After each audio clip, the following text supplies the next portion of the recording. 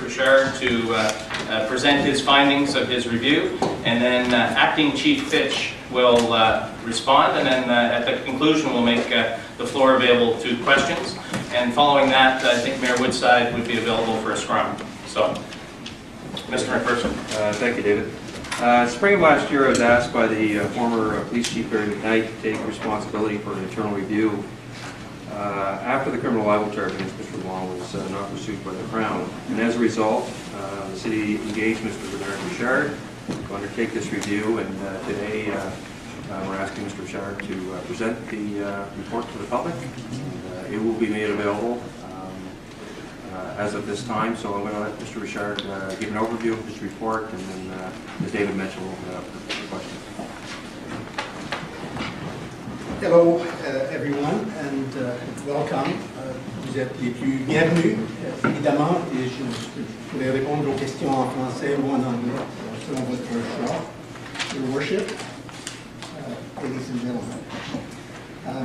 I'm going to go over the kind of the highlights of the report, and we've got copies now, and it's going to be widely available on the web, so you'll have all kinds of access to it. So I'll go over the kind of the major points of the process, talk a bit about the recommendations that I ended up making, and then after Chief Fitch has provided her input, and respond to that. So, for me, the process started with exchanges, email exchanges leading up to drafting of terms of reference. This really was I was guided by throughout the process. There are a number of preliminary meetings with the city, with the former chief and the acting chief, with Charles and his legal counsel at the time, just to sort out the process, how I would go about conducting the review, how I would access information, trying to decide the most effective way of getting through it. Then I was provided with copies of the police investigation file, conducted a fair bit of research on my own, received a number of written submissions, including quite a significant brief from the Canadian Civil Liberties Association, which is on their website if anyone can consult. And then I went about conducting interviews with a number of people, including UNB professors, law professors, Stu Professor, Dean of Humanities, the Canadian Civil Liberties Association's legal counsel, based on their file, but a fairly long interview with them, some email exchanges as well, and with an internet service provider, and of course with a slew of Fredericton Police Force officials, from the lead investigator on the file, several times with the acting chief, again with the former chief, the supervisors for the lead investigator, a number of people on the police force. So the process was quite informal, I would say, but certainly everyone that I talked to was very forthcoming with information and input.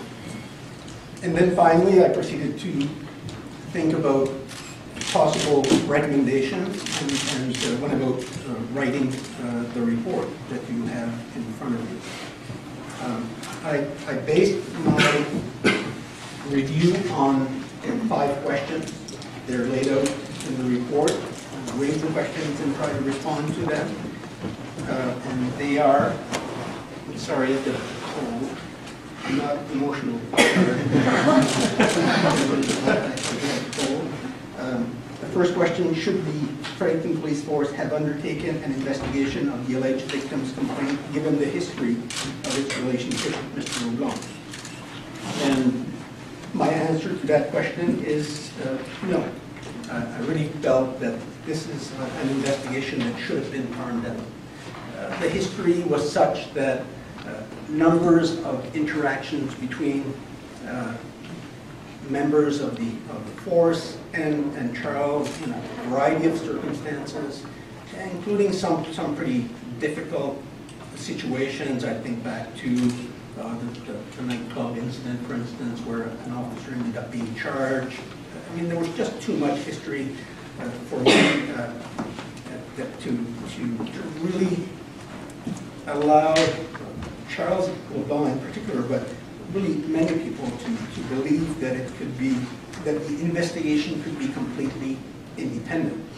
And actually there's a process to deal with those kinds of issues. There's an MOU that was signed in 2009, it's fairly recent, and it allows police forces to farm out these kinds of investigations. And so I'm really looking, in my first recommendation actually is to encourage the Fredericton police force to take a lead role in developing clear guidelines for using that MOU. And the second question, in light of the free speech provisions of the Charter and previous court decisions, was it reasonable to pursue charges under Section 301? And my answer to that is clearly no. There were other options, and it's laid out in great detail in the report.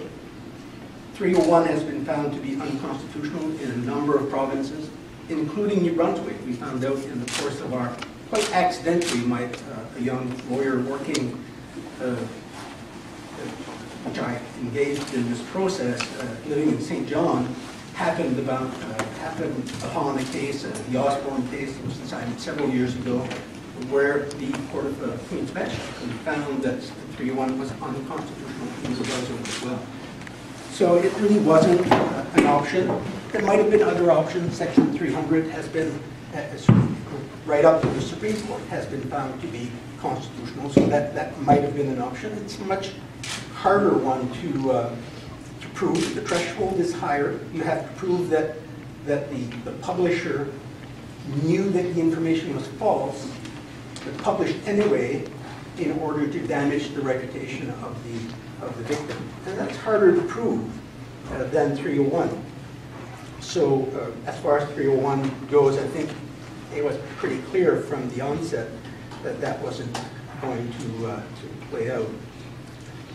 Then, of course, after the police, Fredericton Police Force decided to investigate, how did that investigation go? Was it carried out according to acceptable standards of policing? And in my view, it was. I mean, there were a couple of things that I raised in the report, but certainly nothing major. My discussion with all of the investigators directly involved with the investigation, including the lead investigator, really didn't raise any concerns with me. In my view, they were professional in their review of the information, of any evidence they gathered. They consulted with the Crown, which you expect them to do, of course, and there were no stop signs raised by the Crown. So policemen are not, police officers are not lawyers. So in my view, there might have been an opportunity, and I raised that in my fourth questions, but there might have been an opportunity to prevent the process taking as long as it did. But in terms of the investigation itself, generally it was carried out according to the highest standards in my view. What role did the Crown play in the Leblanc's investigation? Well, New Brunswick is one of only 3 provinces in Canada that has a pre-charge screening process, so that no charges can be laid without the Crown approving the charge. There are only 3 provinces in Canada that has that. Canada certainly discussed with the Crown at the Department of Justice at the highest level whether it wouldn't have been a good idea to provide their opinion before executing a search warrant. It's a pretty intrusive process. Nobody likes to see, as I say in my report, when 8 police officers and civilian members knock on your door with a search warrant. You know you're not having a good day. And certainly that's the case. And so could that screening have occurred before obtaining a search warrant? And they made it very clear that in the practice in New Brunswick is that the Crown provides an opinion once the file is complete and not before. And so executing a search warrant, obtaining evidence is part of the investigation process. Finally, our Fredericton Police Force members sufficiently trained and prepared to deal with citizens who present with particularly challenging personality traits or mental disorders.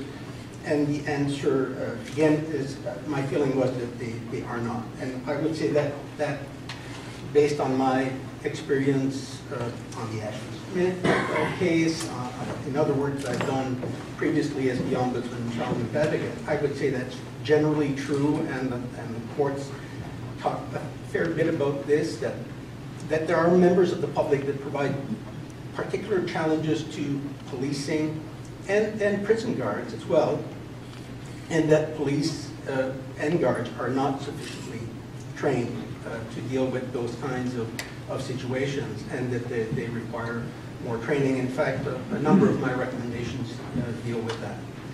So that's a summary of the report, and I'll respond to questions a bit later. My notes.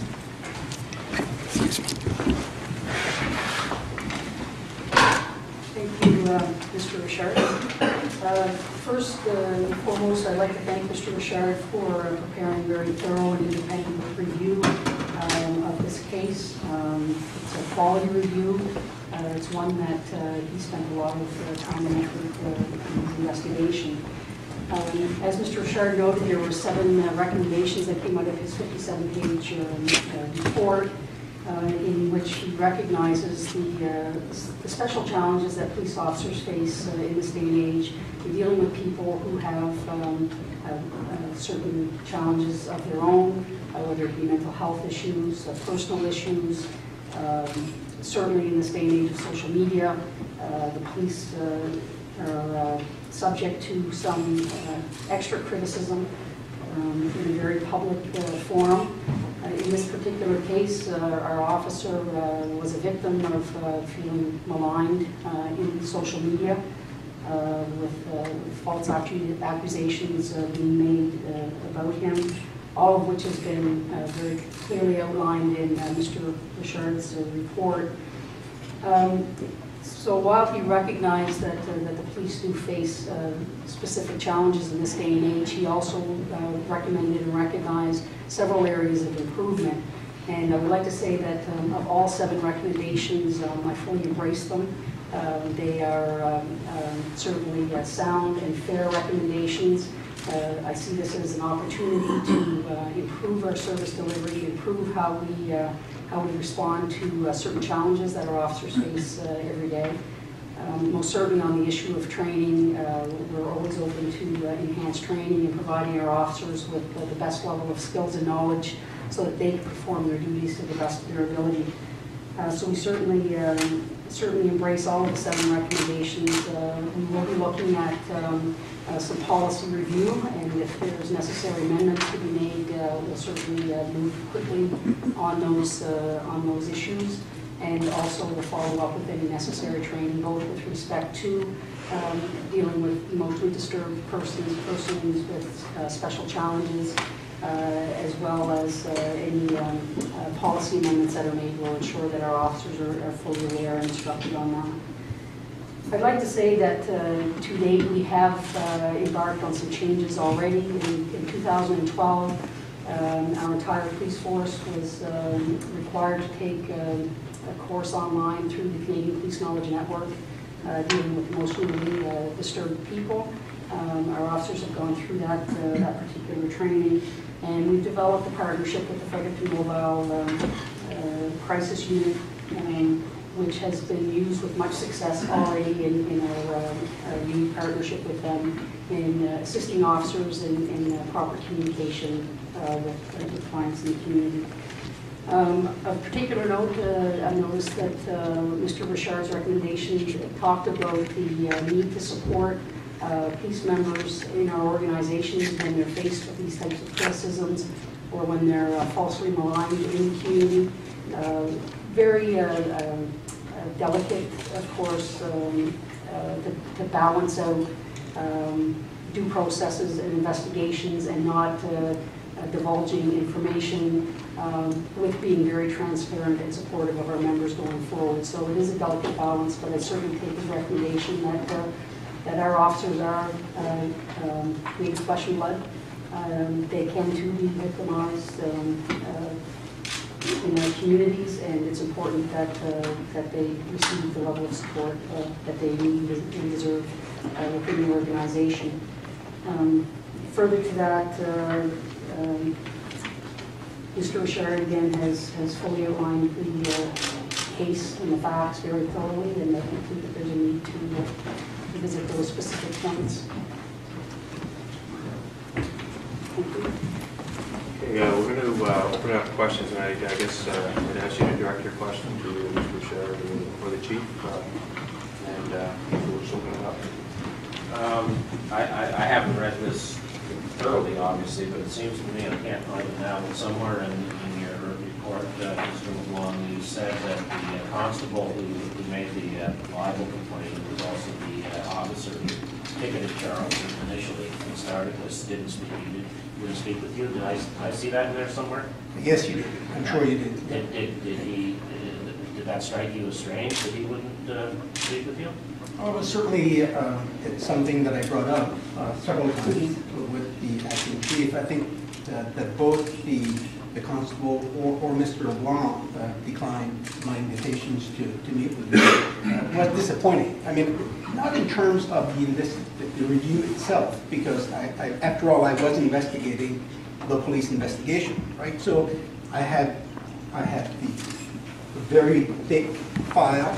I had access to the lead investigator, to the supervisors, to the acting chief, to the former chief. So in terms of the investigation, but for purposes of the process, of the context, of the history, it would have helped to be able to understand from Mr. Leblanc, obviously as well, kind of what led to the kinds of postings he had on his blog, and from the constable, because I did ask the question several times in the course of the review.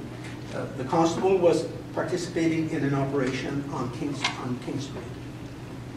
He called Mr. Leblanc over to cross to, while he was providing backup, so it's low-level participation in an operation, but he did stop what he was doing, call Mr. Leblanc over from across the street, give him a ticket for not wearing a helmet, which is an infraction, but seemed to me fairly low-level infraction, right? How many people do you see on any given day, in any given municipality in New Brunswick, riding a bicycle without a helmet?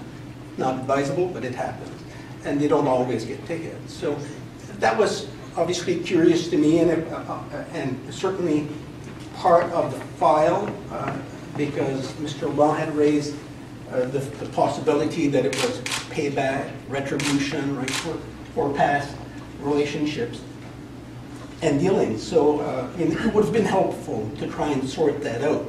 But in terms of reviewing the investigation itself, it wasn't critical. Do you want to say something on that, Leanne, as to why he wouldn't speak? And was that kind of initial contact something that is common practice? Certainly, thank you for the opportunity to speak to this. The investigation as it was set up in review doesn't compel people to speak with the investigator. I did talk to the constable that was involved in this matter on more than one occasion, and I can say with certainty that this entire incident has been very, very taxing and upsetting to him. It has taken quite a toll on him. He feels that his reputation has been maligned in the community, and quite frankly, after the criminal charge didn't go through, he wanted no more of it. Can I ask about can you offer your opinion as to the sequence of events as Mr. Richard outlined, that, you know, he was doing something else and made a point? Is that something that is normal practice, or? I think Mr. Richard has outlined those details very clearly in his report, and when you have the opportunity to go through it, I think he's addressed it very well. Mr. Richard, do you consider the exercise that you've just gone through a valuable exercise, or perhaps a waste of time? You know, a number of people have talked to me about pros and cons. I can tell you that some have said there should have been a formal inquiry. That's much beyond the scope of what I was asked to do. It would have cost hundreds of thousands of dollars and taken a lot more time, obviously. Others have said it's a waste of time, really. Or some have even said it's Charles Leblanc, right? So you have to expect that he will write what he wants on his blog, and that he's impervious to kind of regular kinds of interaction. So I've been told those things. But in my view, if the integrity of the police force is questioned, I don't know that council has any other option. The questions were raised not just by Charles, but by your daily newspaper in Fredericton, by law profs, from the University of Toronto, from here at UNB. I mean, there was, and the mayor raised some issues during the campaign last spring. So I think there were enough questions raised that these questions needed to be answered. Chris, can I ask you, are you allowed to tell us how much this cost? We have budgeted $40,000 for this review. Now, Mr. Richard, can you expand on number 2, which is that you're asking, you think the police force should be more specific in their search warrants? Yes, good question on that. And that actually is discussed quite at length in the Civil Liberties Association brief, and I found that the argument compelling. We live in the age of the internet and social media, and pretty much everybody in the room can think about what they have in their email account or in other places in their computer. Think about that. If you get a search warrant to seize a computer, you seize everything that's in there, and you have access to everything. In my view, it is a bit much.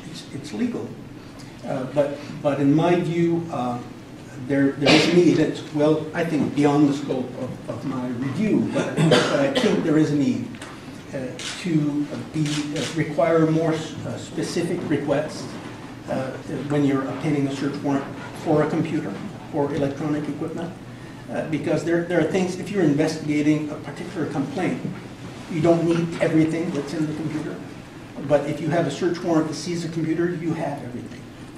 So it opens up all kinds of possibilities. Intrusions into a person's personal life that is totally unrelated to the investigation taking place. It also is a license to search for stuff. And so, in my view, that's a bit much and requires some review. So, obviously, I don't have jurisdiction over every police force in the country. But I am saying that, in my view, this police force, because that's the scope of my review, should make every effort to specify what they're looking for if they're obtaining a search warrant. Hear your response to that, with the help of my friends here who can turn the microphone.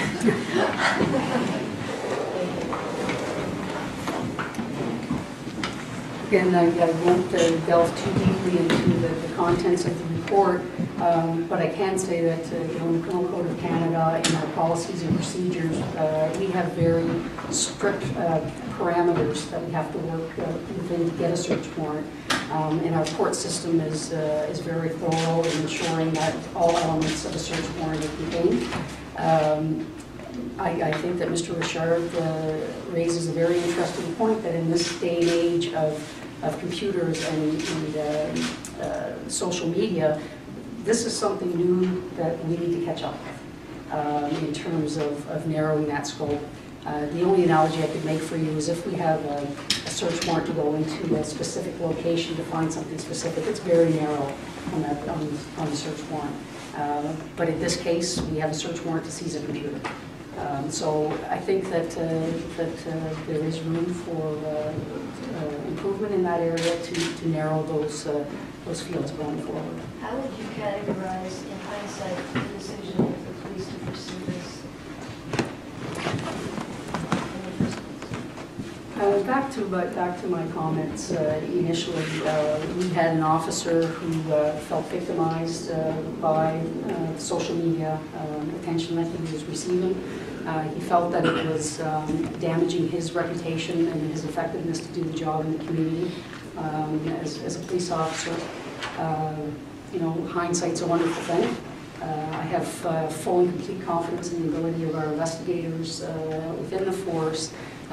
Again, I think Mr. Richard raises a good point that in certain circumstances there is the opportunity to use the NBIIT model for integrated investigations in the province of New Brunswick. That memorandum of understanding is specific to high-profile events, ones that could lend criticism to the police agency if they investigate their own. Hindsight, again, it's a wonderful thing, and given the history that we had with Mr. Leblanc, perhaps we should have exercised the MOU in this case. I will say that I think that it was an appropriate investigation. The investigators did a thorough and professional and objective job, which has been indicated in the report. And in the future, most certainly we'll be looking on a case-by-case basis as required to exercise the NBIIT model. Mr. Richard, what advice would you have, or do you have for Mr. Leblanc and the police force moving forward from here? Well, the advice for the police force is in the report. We made 7 recommendations. Most of them apply to the force, and so I'm really pleased. And I've had really good cooperation, particularly with the acting chief, but certainly throughout. Obviously, with the one proviso that I would have loved to talk to the alleged victim to see, kind of learn more about the context. But so my advice for the police force, it's in writing. You'll read all about it. I don't have any advice for Mr. Leblanc. I was not reviewing Mr. Leblanc's behavior. And obviously, it's part of the file everywhere, right? The bullhorn, the blog, all of that is there. I mean, obviously part of the file. But I've not been retained to provide advice to Mr. Leblanc, nor has he been so grateful taking my advice over the years. So I'll leave it at that.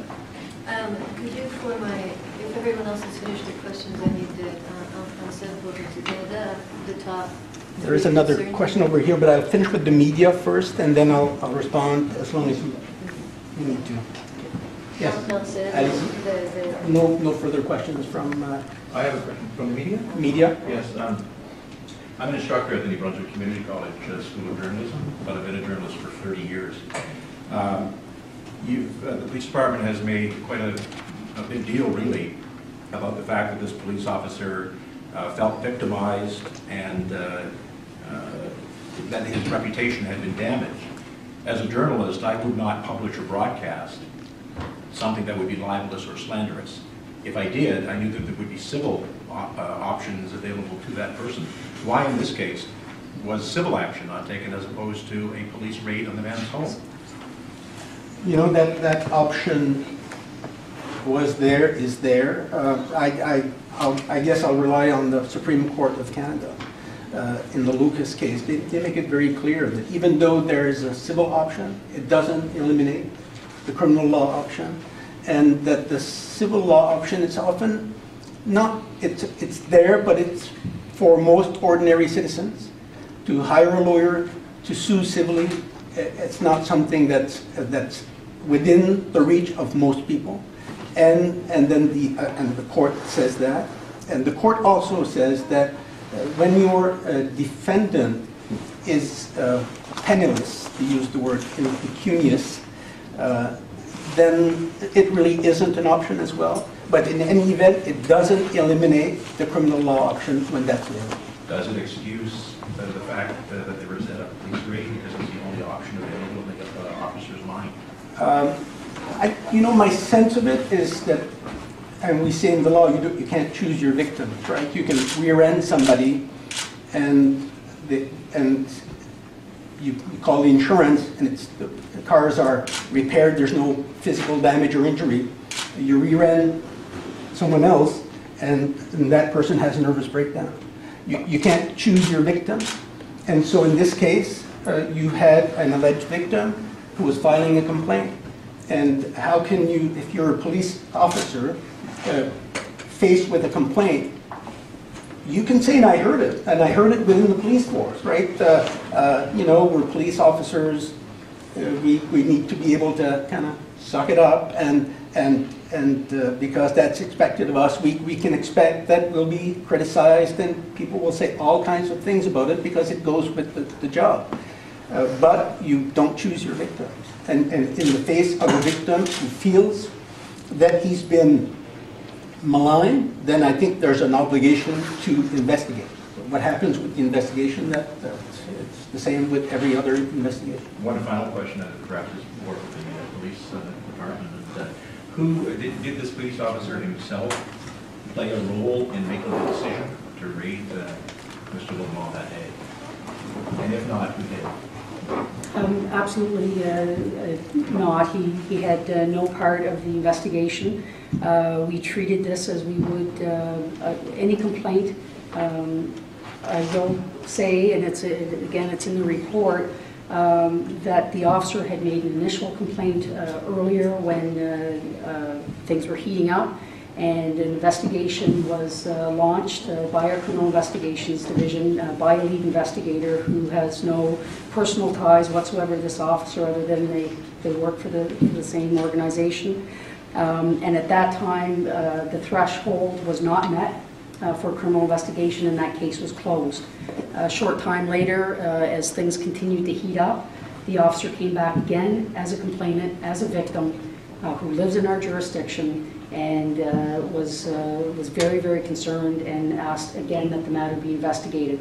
The lead investigator, in consultation with management and with the seasoned criminal investigators in our Criminal Investigation Division, in conjunction with the Crown, looking at search warrant information, went through all of the proper processes, all the proper channels were followed to get a search warrant to go in and seize the computer and go to their criminal case. And what are the odds that a charge of criminal libel would have been laid against anyone else if the victim had not been a police officer?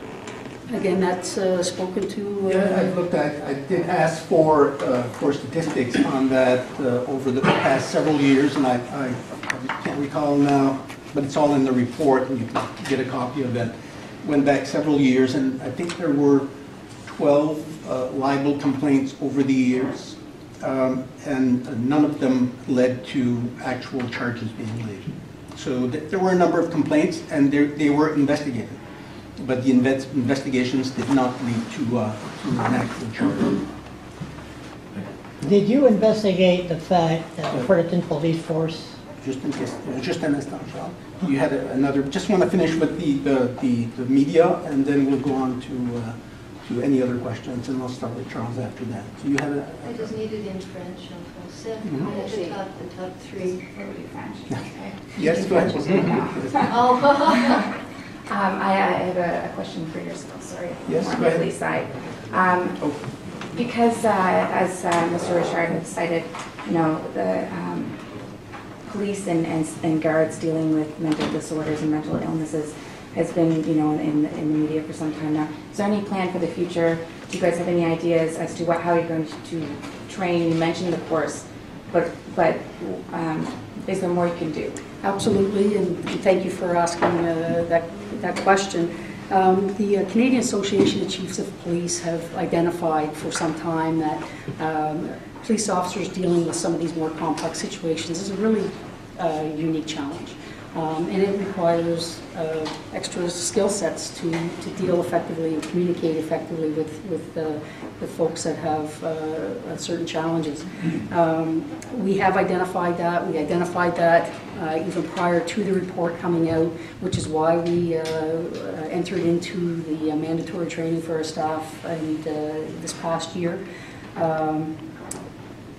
We are all about the training and learning and developing skills, and so our plan moving forward is absolutely to integrate strategies and training and dealing with and communicating better with clients who have mental health issues in our training program going forward. Currently we have 2 in-service training sessions per year for our staff over and above other training, and this will be integrated into that ongoing annual training. Further to that, we'll certainly be following up on one of the recommendations from Mr. Richard about developing some in-house expertise, perhaps in addition to our victim witness program that we have currently that has qualified social workers on staff, that perhaps this is an opportunity to bring a mental health expertise into that structure as well. Chief Fitch, would it have happened under your watch? I would say that it did happen under my watch. I've been the Deputy Chief of Police for the past 7 years. We have a good management team. I work very closely with the former chief, and so to your question, I would say it did happen under my watch. How do you feel about that? I think my feelings on that are irrelevant. It's unfortunate that we are where we are. But I have to say that anytime we go through an exercise like a review such as this, these are opportunities for improvement. Policing is ever evolving, and it's incumbent on us as leaders to ensure that we keep pace with or try and stay ahead of that evolution and social expectations. And I see this as an opportunity to move forward, provide more training and support for our officers, and provide better service to our community. How could seasoned investigators have chosen 301? They did consult with the Crown, the seasoned Crown. Right? That was really surprising to me, and I speak about it a fair bit in the report, that despite the fact that I think 5 provinces, I think either 5 including New Brunswick or 6 including New Brunswick. Now, I talked to the Crown at the highest level, and they've said, well, you know, none of these decisions were appellate decisions. They were all at the, say, Court of Queen's Bench level. And the Supreme Court has never decided on 301. So they say the book is still open until at least there's an appeal level decision. But on the other hand, and as I put it in the report, there is a reason why no one has appealed. It's because I think that the Charter kind of settles the issue on 301. And no one is daring to appeal, and so we have to wait until legislators amend the criminal code. But that, you know, the law is always slow to catch up with changes in particularly the use of social media, the internet. I mean, it's we're seeing so many examples. I referred to a few of them in the report, but of how the social media is challenging the law. And so there is certainly there's a need to catch up with that, but it'll take some time. But on 301, in my view, it should be clear, should have been clear, but it was raised early on and well before the search warrant was executed. In fact, there was consultation with the RCMP on whether a search warrant they felt they needed to get at the computer to prove the charge, and that's always what you do in an investigation, right? You collect evidence and build a case to present to the Crown. There was consultation with the RCMP, there was consult with their tech experts there. There was consultation with the Crown as early as some discussions in August and September of last year about 301, 300, and the Crown view seemed to be, from what I've seen in the files, it's harder to prove 300. Threshold is higher. Let's stick with 301. We'll see what happens. And so when I raised that question again with the Crown at the Department of Justice, saying, well, it would have saved everybody a lot of trouble, including Charles Leblanc, if you would have said 301 is not going to work, long before the search warrant was executed.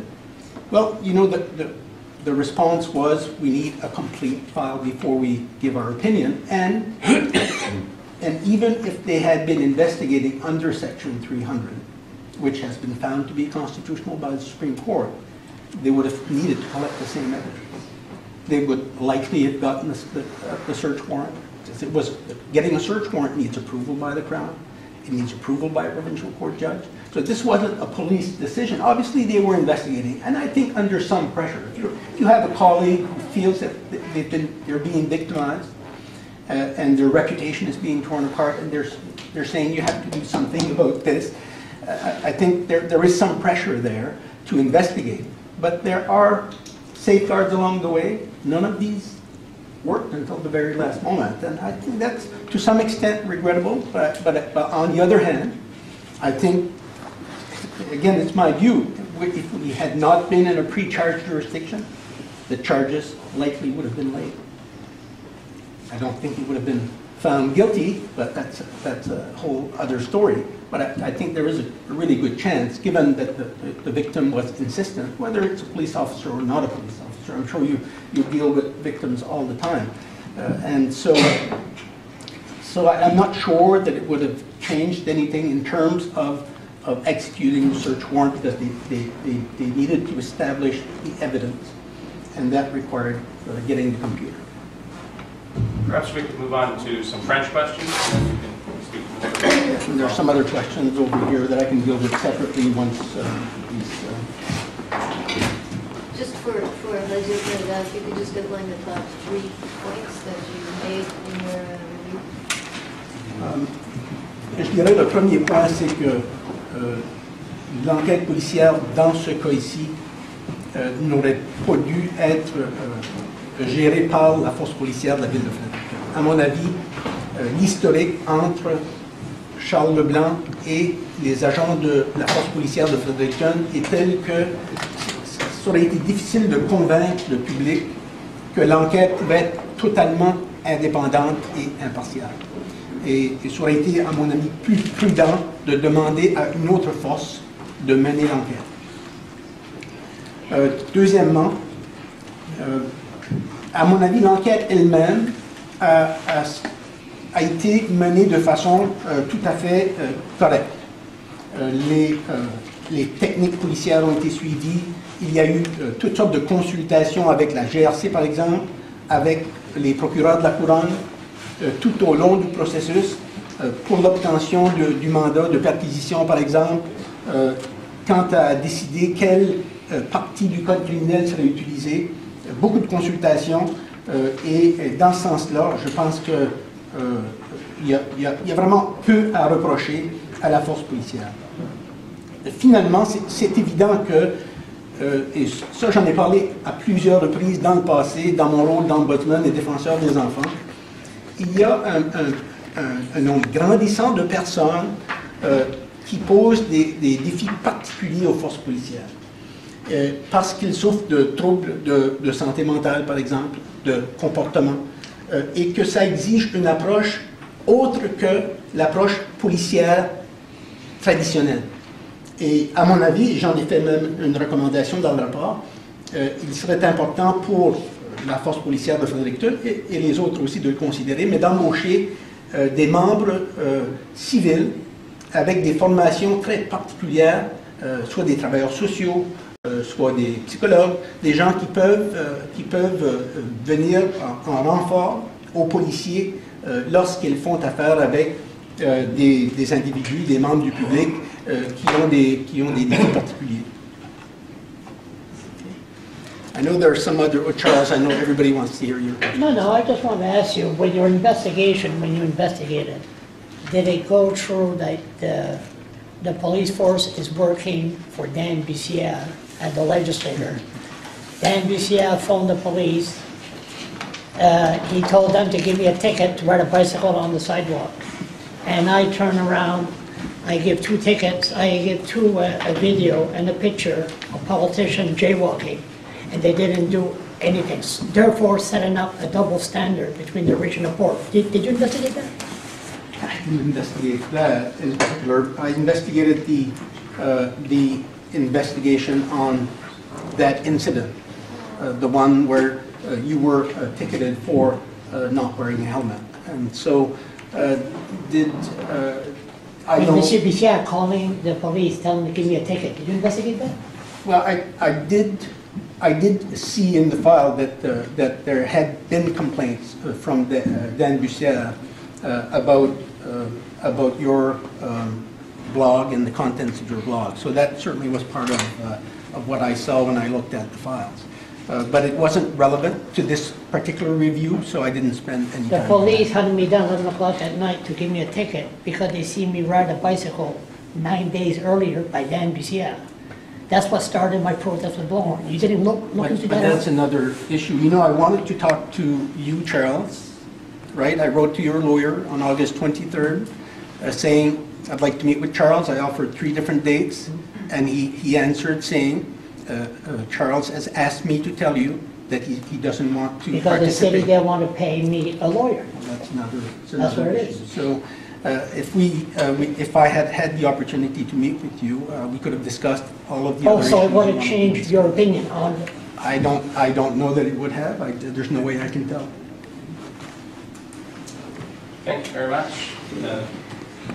I'll just make I'll make a comment, and then I have, this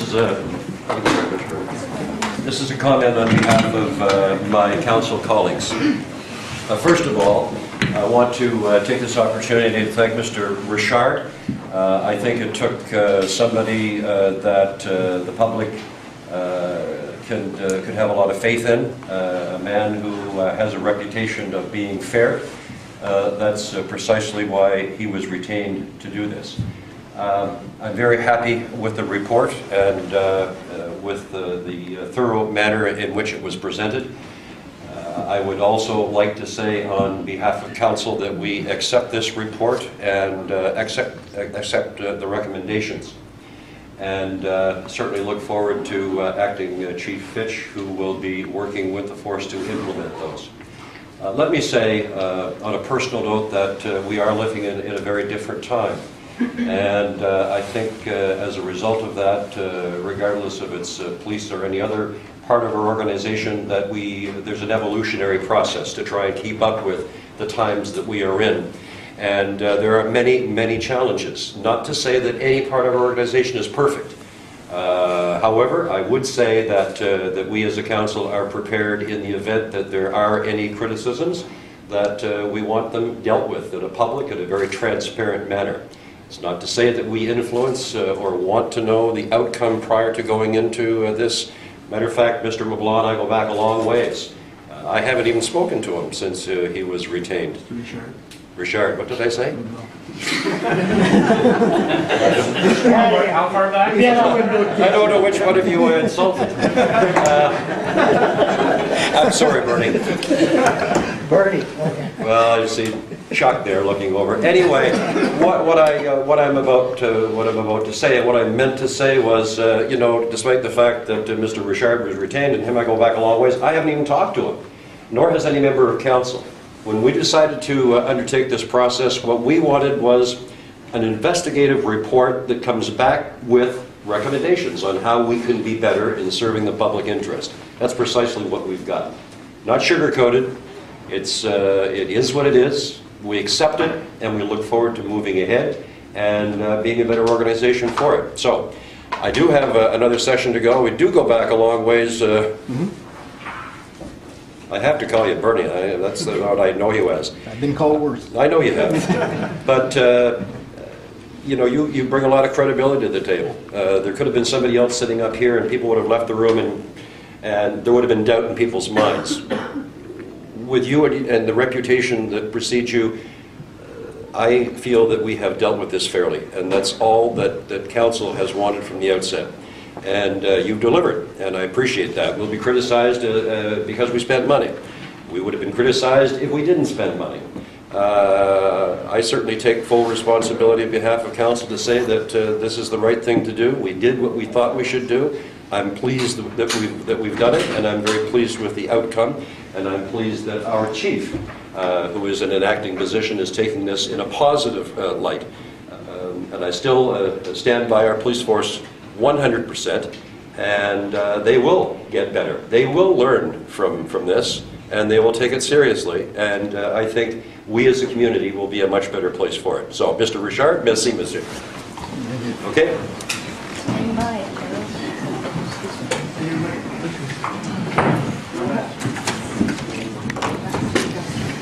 No, you had questions. Bradwood side and you. But they're available. Third-party reporting. It was immediate. Yeah.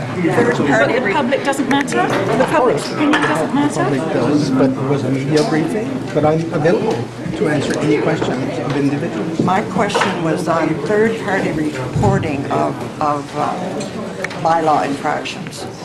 And this opens... No, but this had nothing to do with the review. Oh, yes? No, listen, in fairness. That's why I wanted the mayor to be here. You asked me the question, Yeah. I've seen the file. Yeah. This wasn't a third-party reporting. This was a police officer on the street who saw a bylaw infraction and issued a ticket.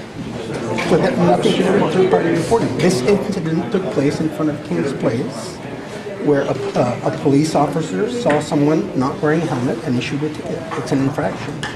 So I tried to report a bylaw infraction to the police right shortly after this happened to Charles.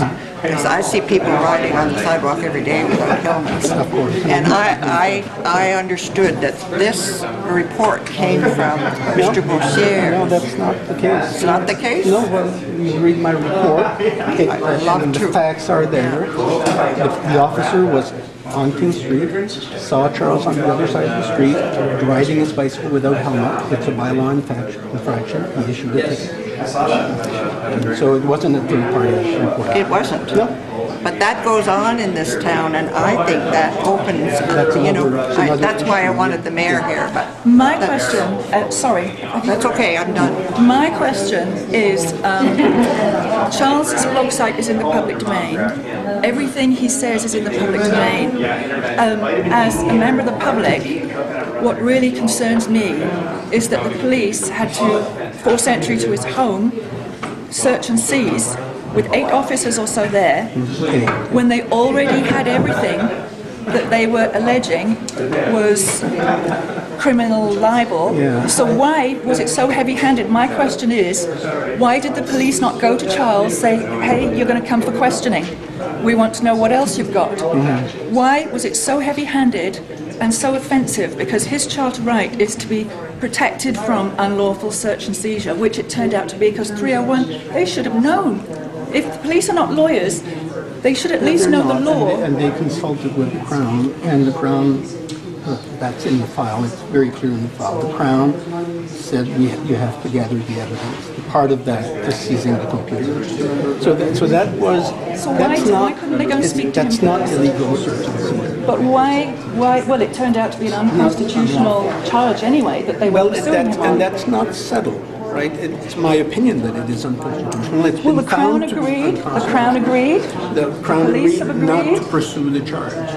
But the Crown argued with me that it's not settled law because it hasn't been decided by any appellate court in Canada.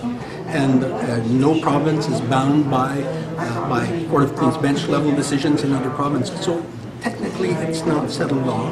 Either, in my view, the criminal code should be amended, taking out 301, but that hasn't been done yet. So it's not settled law. That's the reality. So where do we find the report, or are there copies we can take?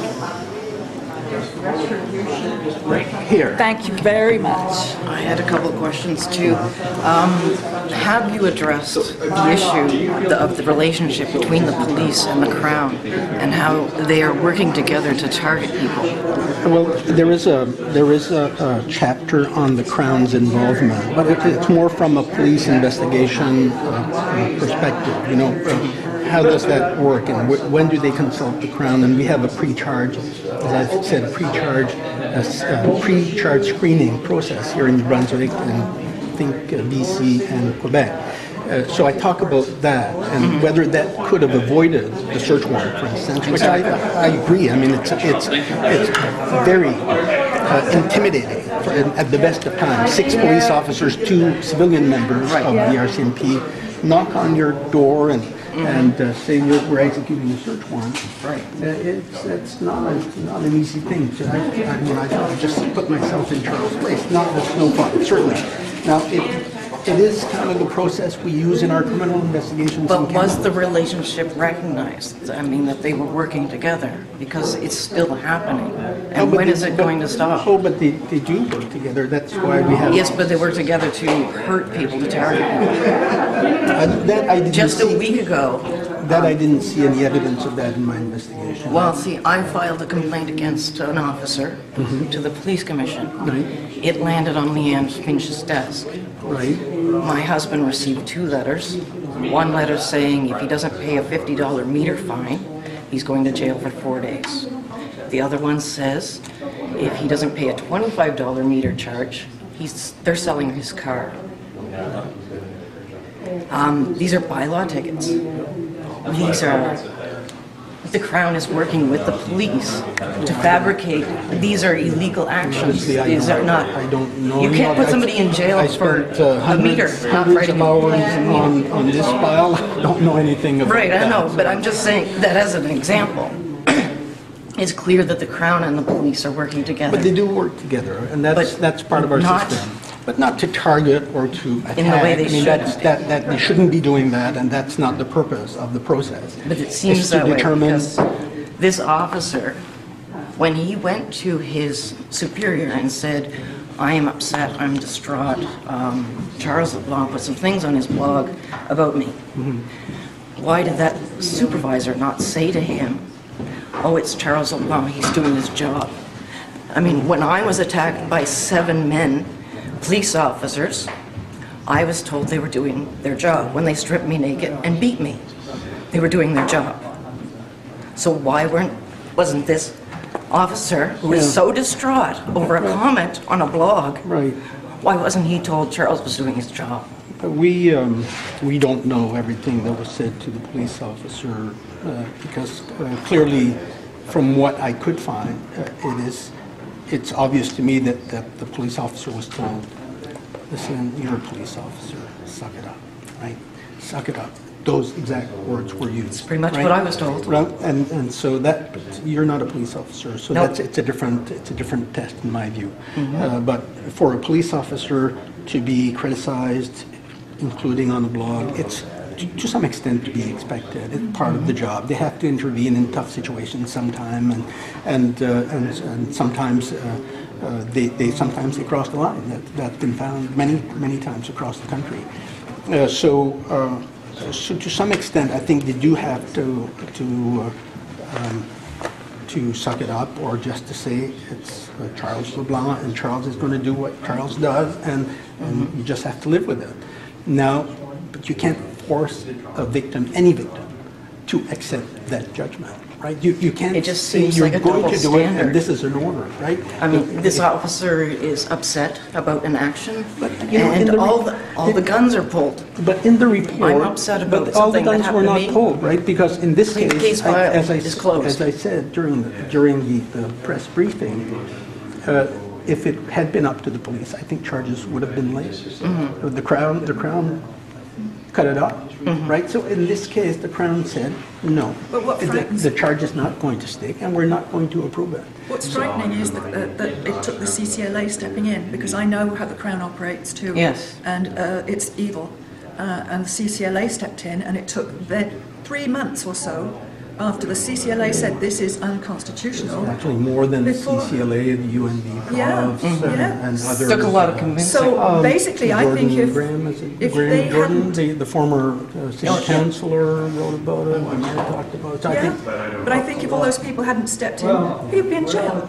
That's But what frightens me. I think if the charge, if the Crown had agreed to approve the charge, he would have been charged.